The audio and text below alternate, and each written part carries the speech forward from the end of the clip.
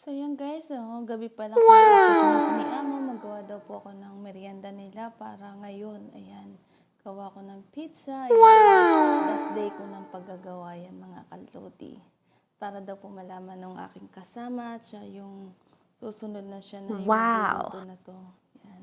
Mini pizza lang po yan mga ka-idol, siyempre, ganyan lang po yung kanilang merienda for today. So, easy lang po ang paggawa, nandiyan po sa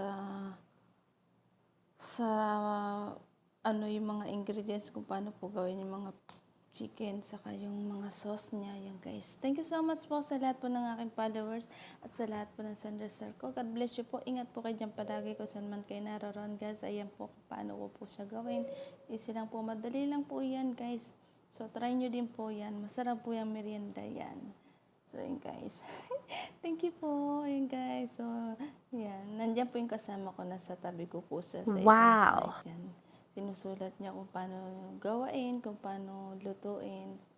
Sabi ko, may pang hulma ko dyan para pantay sila lahat. So, yan guys, luto na po. Thank you so much po for watching my mini vlog. Ingat po kayo palagi.